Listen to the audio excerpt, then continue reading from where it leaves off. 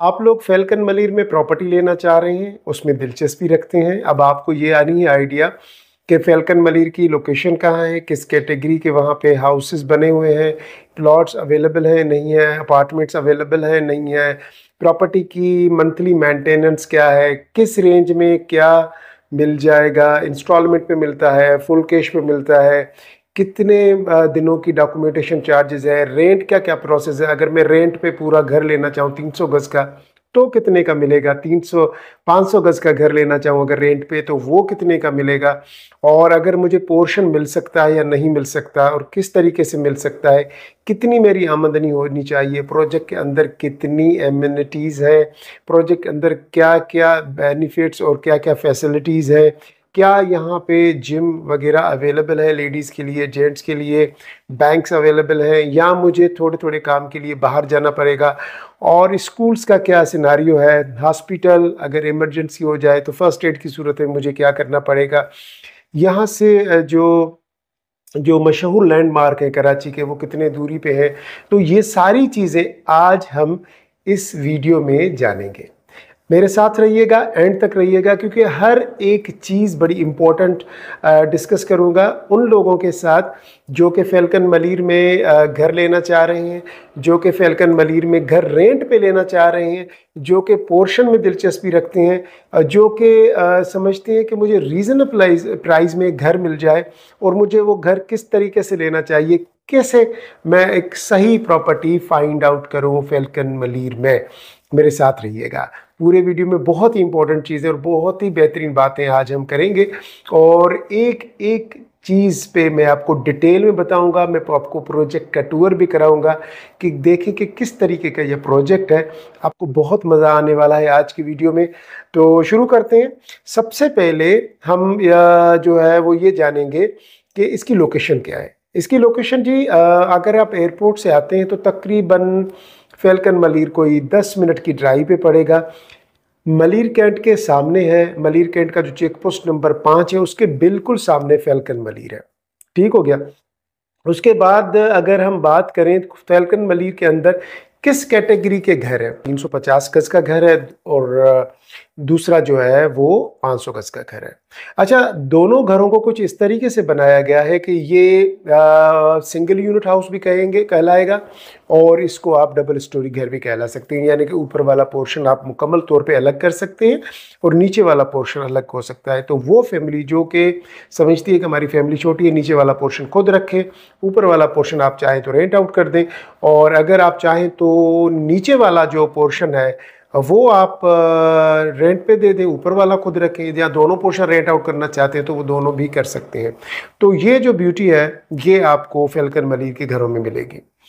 अब यहाँ पे डिफरेंट बैचेस बने हुए हैं। यहाँ पे जब घरों की कंस्ट्रक्शन होती है ना, तो उनके बैचेस बनते हैं। जैसे कि एक बैच में अगर 50 60 100 150 घर बन गए तो अगली बैच में फिर इस तरीके से बनेंगे। तो यहाँ पे जो पुराने बैचेस हैं घरों के, अगर हम उसकी तरफ जाएंगे तो हमें बड़ी रीजनेबल प्राइस में घर मिलेगा।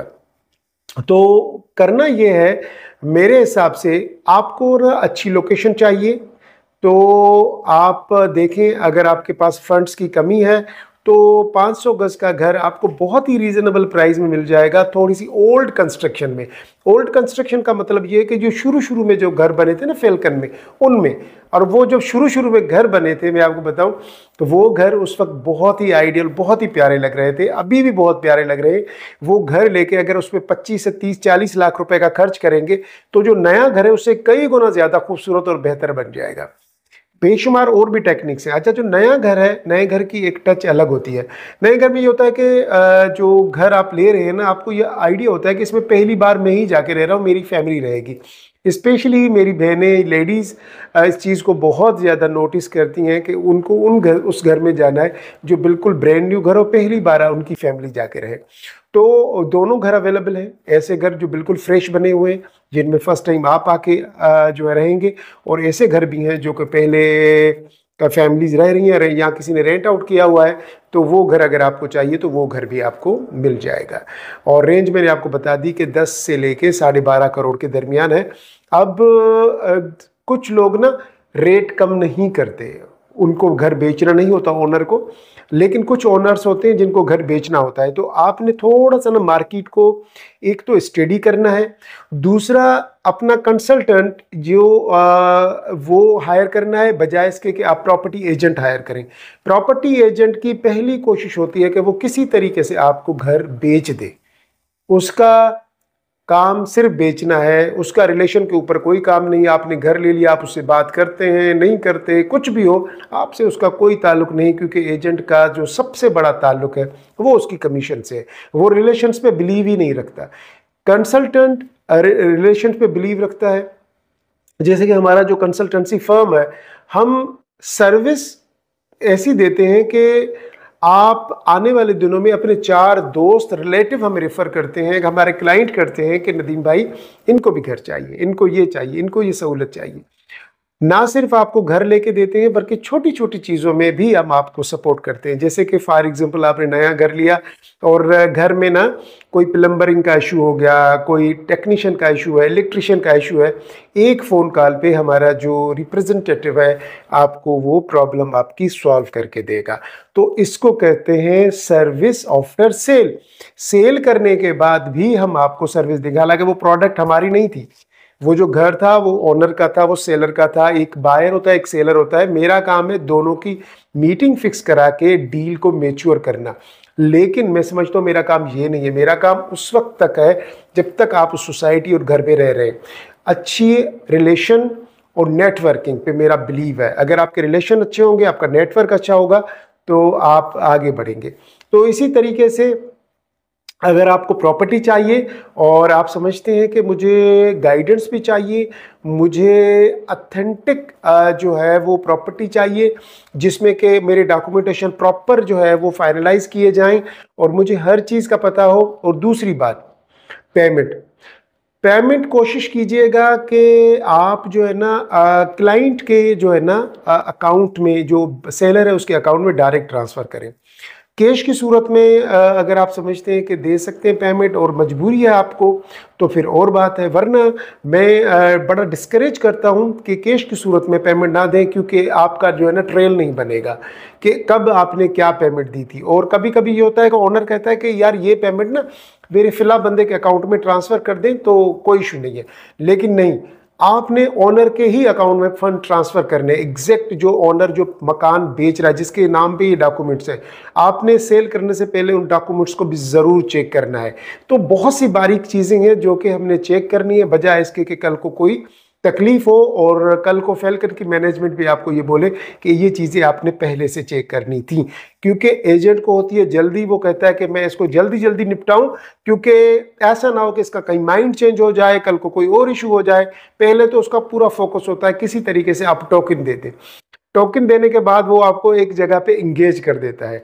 उसके बाद वो इसका एक लंबा चौड़ा प्रोसीजर जो है ना शुरू होता है। शुरू में सारी बातें बड़ी मीठी होती हैं, वक्त के साथ वो बातें बड़ी कड़वी हो जाती हैं।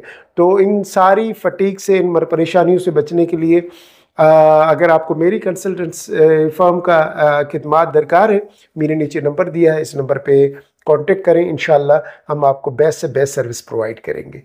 कोई भी सवाल हो आप मेरे यूट्यूब पेज पे कर सकते हैं, और मैंने ये नीचे नंबर दिया है, इस पे व्हाट्सअप कीजिएगा। अगर मैं बिज़ी हूँगा थोड़ी देर के बाद मैं आपसे कांटेक्ट कर लूँगा, ठीक है जी। फर्दर फिर इंशाल्लाह और वीडियो जब आएगी तो हम उसमें और चीज़ें डिस्कस करेंगे।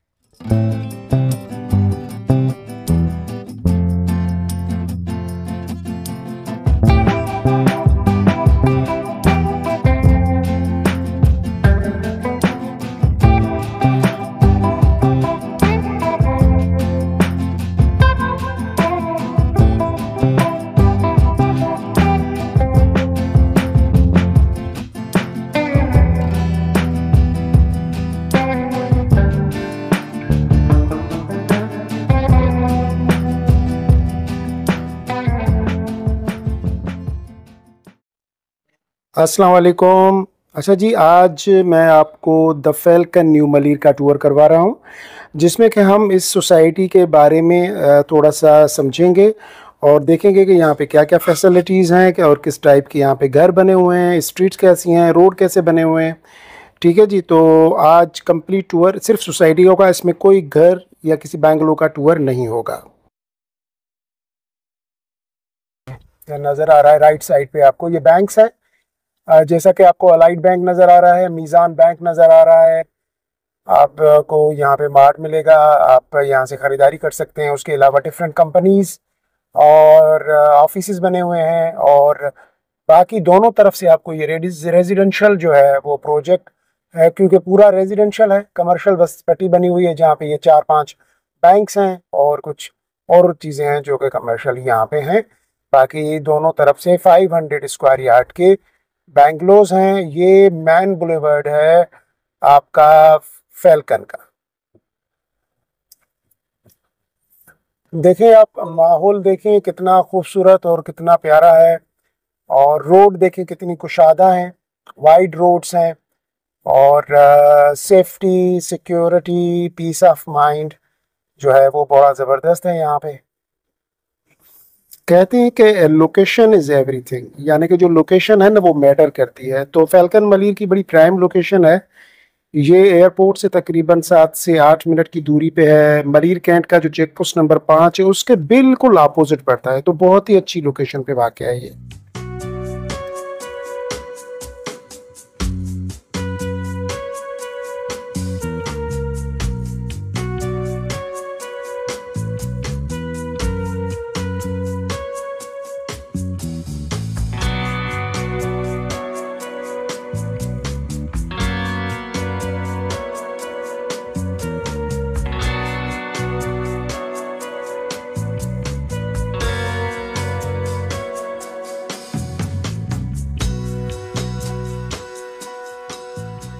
बहुत ही खूबसूरत और एक लेविश किस्म की सोसाइटी है, जहाँ पे एक लाइफ स्टाइल है। लोग यहाँ पे जो रहते हैं और वो अपने तरीके से एक पीस ऑफ माइंड के साथ रहते हैं, कोई किसी को डिस्टर्ब नहीं करता। हर बंदा यहाँ अपनी जो सोसाइटी की एसओपीज हैं उन्हीं को फॉलो करता है। और कराची के अंदर इस किस्म की चंद ही सोसाइटीज़ हैं जो कि इतनी खूबसूरत हैं। अच्छा, फैल्कन के अंदर 2 कैटेगरी के बैंगलोज हैं, ये जिसमें के 500 स्क्वायर यार्ड जिसको आईएश हाउस कहते हैं, और दूसरा 350 स्क्वायर यार्ड के बैंगलोर जिसको एसडी हाउस कहते हैं। तो दोनों कैटेगरी के बैंगलोज इस वक्त रेंट पे और सेल में अवेलेबल हैं। अगर आप समझते हैं कि आपको इसी सोसाइटी में अपनी फैमिली के साथ आके रहना है और बच्चों को एक हेल्दी लाइफ स्टाइल देना है, तो डेफिनेटली आप हमसे रब्ता करें और विज़िट करें और फिज़िकली आके देखें सोसाइटी को।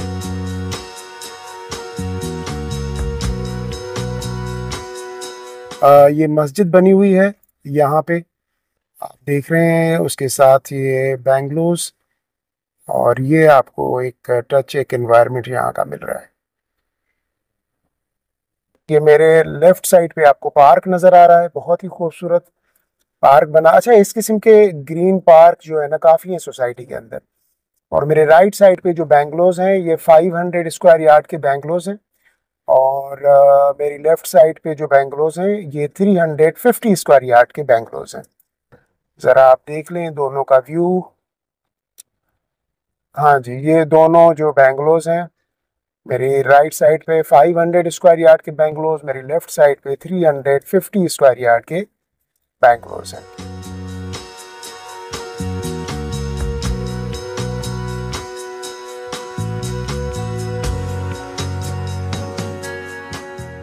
ये 350 स्क्वायर यार्ड के बैंगलोज हैं। ये नए वाले बैंगलोज बने हैं यहाँ पे, और अभी यहाँ पे आबादी हो चुकी है।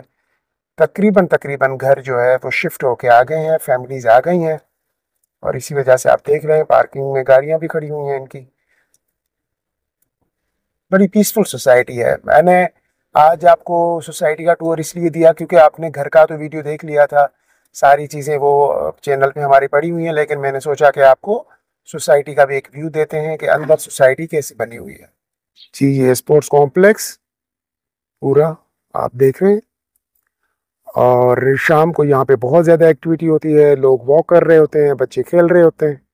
ये जी वॉकिंग ट्रैक बना हुआ है आपका स्पोर्ट्स कॉम्प्लेक्स का, और बाहर ये आपकी देखें ग्रीनरी, और वो इंडोर गेम्स के लिए स्पोर्ट कॉम्प्लेक्स अंदर सारे इंडोर गेम्स हैं। और यहाँ पे इसके बिल्कुल सामने ये घर बने हुए हैं बैंगलोस।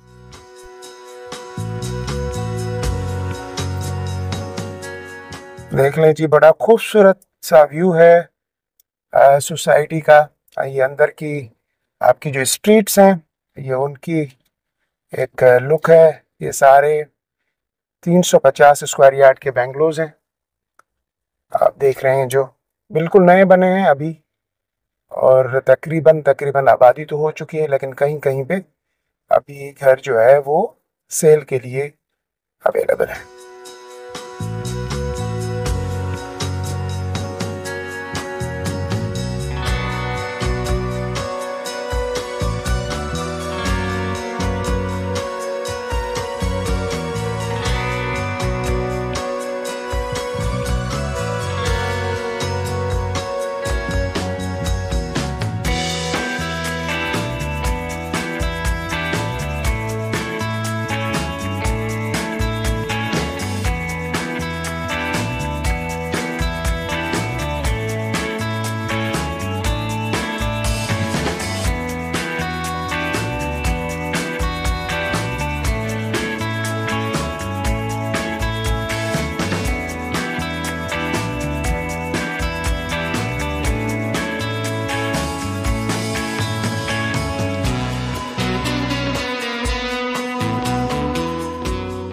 अच्छा जी, ये सोसाइटी के अंदर फैसल बैंक की ब्रांच है, इसके साथ बैंक इस्लामी, उसके बाद सामने आपको मीज़ान बैंक नज़र आ रहा है, अलाइड बैंक। अच्छा जी, यहाँ पे आप राब्ता करें हमसे और सोसाइटी को विज़िट करें। यकीनन ये कराची के अंदर जो बहुत अच्छी सोसाइटीज़ हैं उनमें से एक है, आपको बहुत पसंद आएगी। अब मुझे इजाज़त दीजिए, अल्लाह हाफिज़।